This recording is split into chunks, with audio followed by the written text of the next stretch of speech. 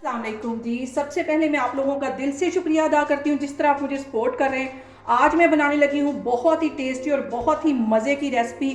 मैं बनाने लगी हूँ आलू वाला नान, वो भी घर पे। बहुत इजी तरीके से इसकी रेसिपी आपके साथ शेयर करने लगी हूँ। तो चलिए इसे बनाना स्टार्ट करते हैं। ये मज़ेदार सा आलू वाला नान बनाने के लिए यहाँ पे सबसे पहले मैंने एक बाउल में 3 कप के जितना मैदा ले लिया है और इसमें 1 टेबल स्पून में ईस्ट का डाल दूंगी और इसके साथ ही एक अंडा डाल दूंगी।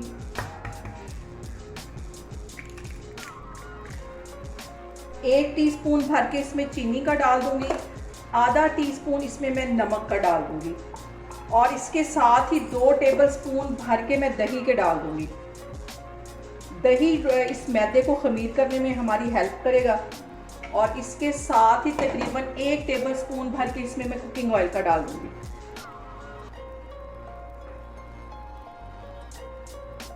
और दही और अंडा और ये रूम टेम्परेचर पे होने चाहिए और इसके साथ ही ये जो मैं दूध के साथ गूंदने लगी हूँ ये भी रूम टेम्परेचर पे ही दूध होना चाहिए। अब इन सारी चीज़ों को अच्छी तरह मिक्स करने के बाद इसमें मैं दूध के साथ इसको गूंद दूँगी। और दूध ठंडा नहीं होना चाहिए, रूम टेम्परेचर पे होना चाहिए। इसमें थोड़ा थोड़ा करके मैं दूध डालती जाऊंगी। जैसे हम आटे की डो बनाते हैं वैसा बिल्कुल इसको बना लूँगी और 5 मिनट लगा के इसको अच्छी तरह गूंदना है। तो फिर मैं आपको गूंद के दिखाती हूँ। यहाँ पे देखें जी, आटे को मैंने अच्छी तरह गूंद लिया। ना ज़्यादा सख्त होना चाहिए और ना ये ज़्यादा नरम। इसको मैं कवर करके तकरीबन 1 घंटे के लिए रख दूँगी। अभी गर्मियाँ तो 1 घंटे में ये ईजिली राइस हो जाएगा। अगर सर्दियाँ तो इसे 1.5 से 2 घंटे लगेंगे। तो मैं आपको 1 घंटे के बाद दिखाती हूँ। मैंने आलू ले लिए, उन्हें बॉयल कर लिया। अब इसे कांटे की मदद से मैं मैश कर लूँगी। हल्का हल्का सा इसको मैश करना, बिल्कुल इसका पेस्ट नहीं बनाना।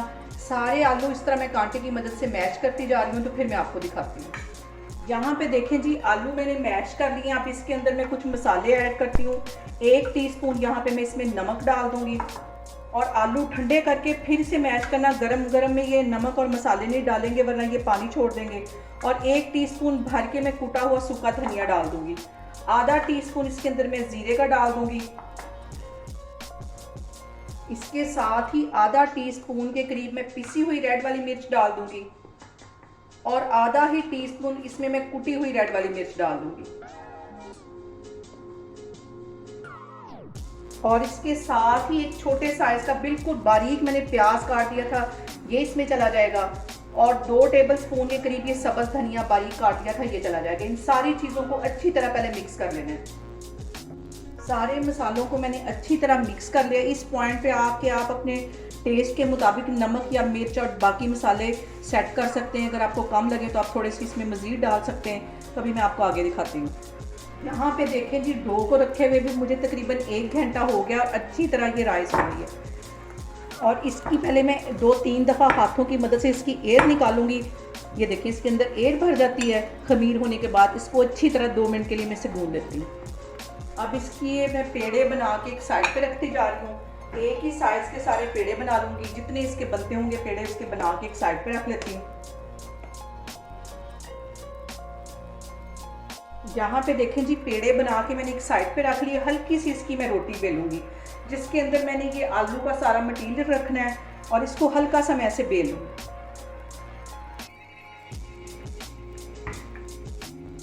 बस इतना सा बेलना है। अब इसके अंदर मैं ये आलूओं की स्टफिंग रखूँगी और इसको ऐसे पकड़ के बढ़ाते जाना है और इसको ऐसे अंदर को दबाते जाना है। जैसे कि हम आलू वाले आप पराठा बनाते हैं और उसकी स्टफिंग भरते हैं, इस तरह इसको मैं भरती जाऊंगी और इसको पीछे से ऐसे दबाती जाऊंगी और आगे से इसको प्रेस करती जाऊंगी। यहाँ पे देखें जी, स्टफिंग को मैंने अच्छी तरह अंदर बंद कर दिया, ये देखें। और अब मैं इसका नान बेलती हूँ। यहाँ पे मैंने काउंटर पे हल्का सा मैदा डस्ट कर दिया है और अब इस नान को मैं बेलने लगी हूँ। हल्के हाथों से बेलना है।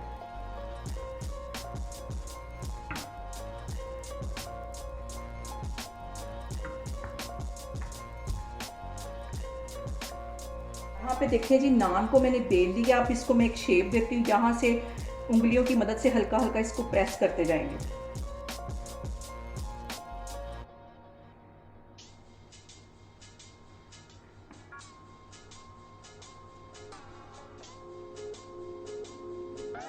साइडों से मैंने अच्छी तरह से प्रेस कर लिया फिंगर की मदद से। अब दरमियान में भी इसी तरह उंगलियों की मदद से इसमें हल्का सा प्रेस करते जाएंगे।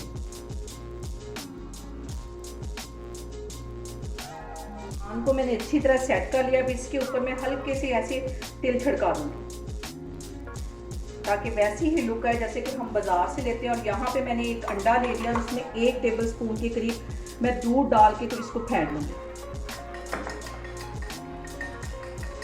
अब ब्रश की मदद से ये अंडा और दूध जो मैंने फेंट के रखा हुआ था सारा इस नान के ऊपर अच्छी तरह लगा दूंगी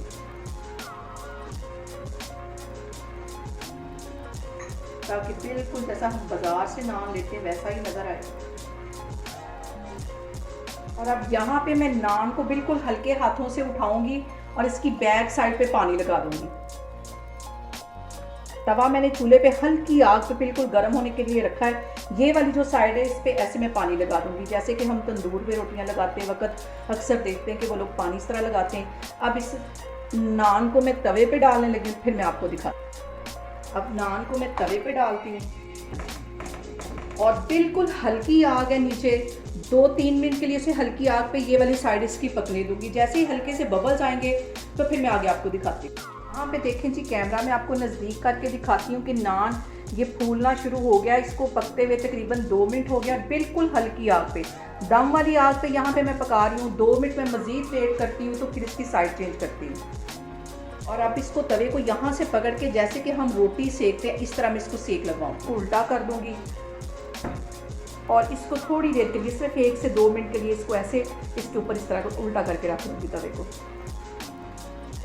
यहाँ पे देखें जी, नान के ऊपर कितना खूबसूरत कलर आ रहा है। और इसको चारों साइडों से मैं तवे को ऐसे घुमा घुमा के इसकी चारों साइडों पे अच्छी तरह सेक लगवा रही हूँ।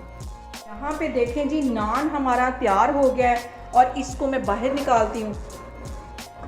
और ये पानी लगाने की वजह से ये जो थोड़ा सा चिपका हुआ ये आराम से निकल आएगा। इसकी बैक साइड भी मैं आपको दिखाती हूँ, बहुत ही टेस्टी। अब आपको तंदूर से जाके नान खरीदने की ज़रूरत नहीं पड़ेगी, ये इतना मज़े का नान। ये देखें, इसकी बैक साइड भी दिखाती हूँ।